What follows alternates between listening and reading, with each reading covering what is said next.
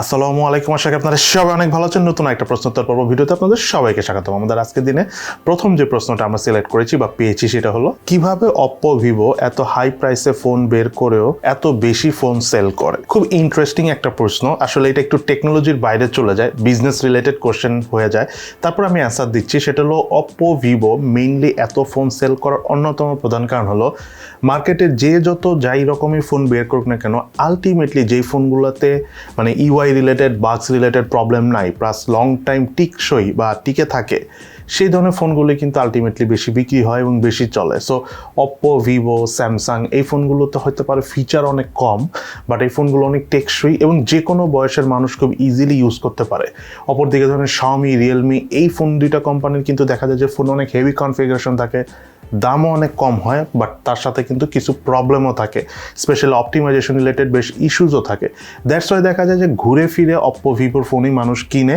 এবং সত্যি কথা বলতে কি, অপ্পো ভিভো দুটো ফোনের সেল যদি আপনি একসাথে করেন, তাহলে কিন্তু এরা স্যামসাংয়ের থেকে অনেক এগিয়ে আছে। ইভেন আমার ধারণা অ্যাপেলের কাছাকাছি থাকবে যদি অপ্পো ভিভোকে আপনি একসাথে করেন। পৃথিবীর সব দেশে না, বেশ কিছু দেশে অ্যাপেলের থেকে এগিয়ে থাকবে অপ্পো, ভিভো দুটো কোম্পানি যদি আপনি একসাথে থিঙ্ক করেন ফোন বেচা কেনাতে। দেন দ্বিতীয় প্রশ্নটা হলো, বেস্ট ক্যামেরা ফোন বলতে আসলে কি বোঝায়। এই প্রশ্নটা দেখে আমি যে জিনিসটা বুঝতে পারতেছি, আপনাদের মধ্যে অনেকেরই কোশ্চেন থাকতে পারে যে অনেক সময় আমরা ভিডিও করি বা অনেক ইউটিউবার ভিডিও করে থাকে যে বেস্ট ক্যামেরা ফোন 20,000 টাকা, 10,000 টাকা, 30,000 টাকার মধ্যে।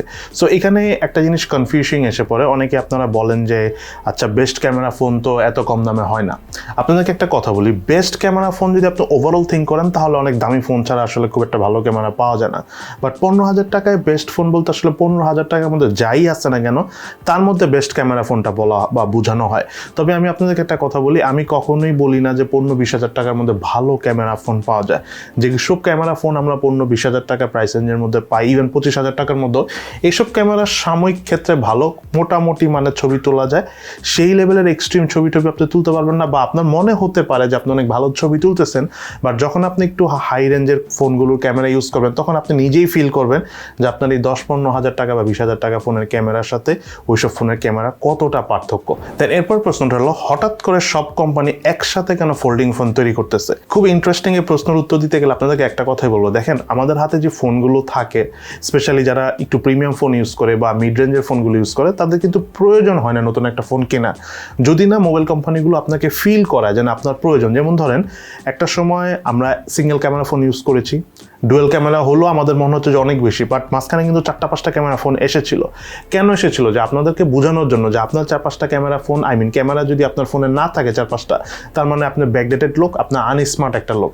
তো তখন আপনি নিজেকে স্মার্ট বানানোর জন্য হলো তো একটা 4-5টা ক্যামেরাওয়ালা ফোন কিনবেন, তাই না? সো এই ফোল্ডিং ফোনটা আনার উদ্দেশ্য হলো যে মানুষদেরকে বোঝানো হবে যে ফোল্ডিং ফোনটাই ফিউচার। আপনি যদি ফোল্ডিং ফোন না চালান, তার মানে আপনি ব্যাকডেটেড বা পিছনে পড়ে আছেন। সো আপনি তখন বাউন্ড ফোল্ডিং ফোন নেবেন। ইভেন আপনি হয়তো এখন মনে করতেছেন আপনি নেবেন না, কিন্তু আপনার আশেপাশে যখন দেখবেন সবাই ফোল্ডিং ফোন কিনে স্টার্ট করছে, তখন আপনি নিজেও না কিনে থাকতে পারবেন না। কারণ এইটাই দুনিয়া এবং এইটাই সাইকোলজি, এবং বিজনেস করতে গেলে এইসব সাইকোলজিগুলি অলওয়েজ মেনটেন করে থাকে টেকনোলজি বেসড কোম্পানিগুলো, কারণ এটা তাদের একটা মোবাইল সেল করার পন্থা। কারণ আদারওয়াইজ তো মানুষ মোবাইল কিনবে না। তারা যে ফোন বিক্রি করেছে, আপনারা যে ফোন অলরেডি ইউজ করতেছেন, সেটাই ইউজ করবেন যতদিন পর্যন্ত নষ্ট না হয়, তাই না? সো মোবাইল কিনতে হলে বা মোবাইল বিক্রি করতে হলে নতুন করে একটা চাহিদার যোগান করে মোবাইল কোম্পানিগুলো বিভিন্ন রকম স্কিমের মাধ্যমে। এর আগে আমরা 4-5টা ক্যামেরাওয়ালা ফোন দেখেছি, এখন আমরা আগামীতে দেখতে যাচ্ছি ফোল্ডিং ফোন। বাট তার মানে এই না যে আপনার ফোনের খুব স্পেশাল নতুন কিছু অ্যাড হবে। যা ছিল তাই, এটা হলো জাস্ট একটা এক্সট্রা হার্ডওয়্যারের আউটলুক। দেন এরপরে যে প্রশ্নটা রয়েছে সেটা একটু ক্রিটিক্যাল আর একটু ডিফারেন্ট টাইপের। সেটা হলো, আইফোন অনেক ভালো ফোন হওয়া সত্ত্বেও কেন অনেকের কাছে আবার আইফোন অত ভালো লাগে না? সত্যি কথা বলতে কি, আইফোন বলতে গেলে একটা বিষয় হলো, আপনারা যদি অ্যাপেলের ম্যাকবুক ইউজ করে থাকেন বা অ্যাপেলের কোনো প্রোডাক্ট ইউজ করে থাকেন, অ্যাপেলের প্রোডাক্টের মূল বিষয়টা হলো, মানে মূল যে দুর্বলতাটা, সেটা হলো অ্যাপেল কিন্তু অন্যান্য আমরা যে অ্যান্ড্রয়েড ফোন ইউজ করি বা কম্পিউটারের ক্ষেত্রে যে মাইক্রোসফটের যে জিনিসগুলো, সফটওয়্যার বা অ্যাপসগুলো রয়েছে, সেগুলো যে ইউজ করি অত কমফোর্টেবল না। অ্যাপেলের প্রোডাক্টগুলি ইউজ করাটা একটু আনকমফোর্টেবল। ভালো খারাপের বিষয়টা পরে। আপনার কম্পিউটারের ক্ষেত্রে যদি আপনি নর্মাল উইন্ডোজ পিসি নেন, অথবা ধরেন ম্যাক পিসি বা ম্যাক ল্যাপটপ নেন, সেই ক্ষেত্রে কিন্তু একটা কমফোর্টেবলনেসের ব্যাপার আছে, ঠিক আছে? কারণ ম্যাকবুক মানে অ্যাপেলের প্রোডাক্ট ইউজ করা কিন্তু কমফোর্টেবল না। দ্যাটস ওয়াই অনেকের ক্ষেত্রে যেটা হয় যে আইফোন ভালো, বাট স্টিল ওই যে কমফোর্টেবলনেসটা নাই, কারণ আইফোনের ইউজের টাইপটাই ডিফারেন্ট। আমরা অ্যান্ড্রয়েড ফোন যেভাবে ইউজ করি, অ্যাপেলের ফোন আমরা যেভাবে ইউজ করি, দুইটা টাইপই অন্যরকম। তো ওই টাইপটা আবার অনেকের কাছে ভালো লাগে না। ফোন ভালো, বাট ওই টাইপটা ভালো না লাগার কারণেই দেখা যায় যে আইফোন থেকে অনেকে বের হয়ে আবার অ্যান্ড্রয়েড ফোনে চলে যায়। আর একটা বিষয় কি, অ্যাপেল ফোনে আবার যারা মনে করেন যে ওই টাইপটা তো অভ্যস্ত হয়ে গেছে, তারা কিন্তু সহজে চাইলেও অ্যান্ড্রয়েড ফোনে ব্যাক করতে পারবে না। দ্যাটস ওয়াই দেখা যাচ্ছে যে অ্যাপেল ফোন যারা ইউজ করে তারা অ্যাপেল ফোন থেকে বের হতেও পারে না। এমন না যে তারা চায় না, তারা বের হতে পারে না, বিকজ তারা তো ইউজড হয়ে গিয়েছে। সো এইখানে একটা গ্যাপ আছে। আমরা ফোন ভালো খারাপের থেকেও মেইন বিষয় হলো ওই যে সিস্টেমটা, আপনি অ্যাপেলের প্রোডাক্ট কীভাবে চালাবেন সেই জিনিসটাই আসলে কমফোর্টেবলভাবে নেওয়াটাই একটা বড় বিষয়। তো এটা যারা পারে তাদের কাছে অ্যাপেল বা আইফোন বা ম্যাকবুক যাই বলেন না কেন, অ্যাপেলের প্রোডাক্ট খুবই ভালো।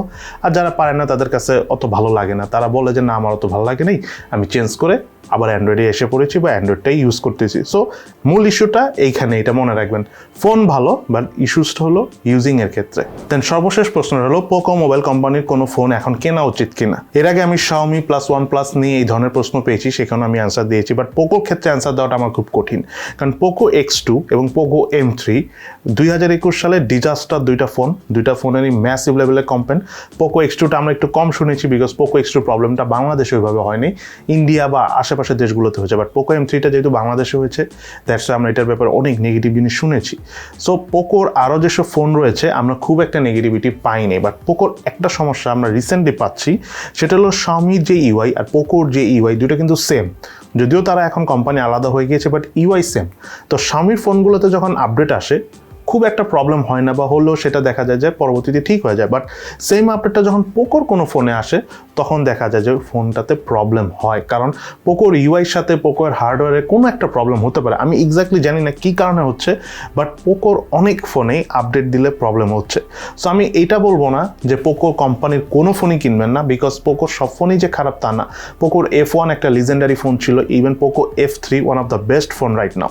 এগুলোর ব্যাপারে কিন্তু আমরা এখন পর্যন্ত কোনো কমপ্লেন পাইনি। বাট জোর দিয়েও বলতে পারতেছি না আপনারা কিনুন, বিকজ দেখা যাবে একটা ফোনে তো আপডেট আসবে, তখন আপডেট না দিয়েও থাকতে পারবেন। আপডেট না দিলে সিকিউরিটি রিস্ক থাকে, আবার আপডেট দিলে ফোনের অবস্থা পোকো M3 বা পোকো X2 মতো হয়ে যাওয়ারও রিস্ক থাকে।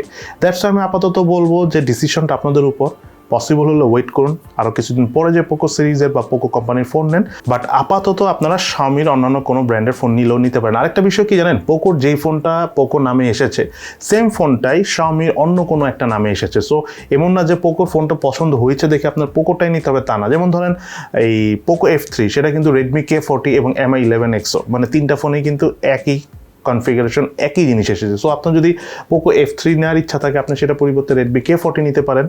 Mi 11Xটা আমি নেওয়া খুব একটা পক্ষে না, সেটা ইন্ডিয়ান ভেরিয়েন্ট, ফোনটাতে একটু কমপ্লেইন আছে, বাট ওই রকম কোনো কমপ্লেইন নেই যে আপনি একেবারেই নিতে পারবেন না। ঠিক তেমনি আবার পোকো দেখেন এই যে Redmi Note 11 যেটা, সেটা কিন্তু পোকো M4 Pro নামে আসতেছে। সো দুটো ফোন কিন্তু সেম। যদি আপনি পোকো M4 Pro-টা নিতে চান সেটা বাদ দিয়ে আপনি Redmi Note 11 নিতে পারেন, বা Redmi Note 11T-টা নিতে পারেন, সেটা কিন্তু গ্লোবাল ভার্সন। Redmi Note 11টা তো আবার চাইনিজ ভেরিয়েন্ট। সো এইসব বিষয় আছে, আপনি একটু থিঙ্ক করে দেন আপনার মতো চয়েস করে দেন ডিসিশন নিতে পারেন। বাট আমি আবার একটা কথা বলতেছি, পোকো অ্যাজ এ ব্র্যান্ড এত খারাপ না, রিসেন্টলি হতে পারে তাদের একটা খারাপ সময় যাচ্ছে। সো এই হলো আমাদের আজকের ভিডিও। কেমন লাগলো আমাদের আজকের ভিডিও সেটা কিন্তু অবশ্যই ভিডিও নিচে কমেন্টস করে জানাবেন। সবাই ভালো থাকেন, সুস্থ থাকেন, ইনশাল্লাহ দেখা হবে ফিউচারে।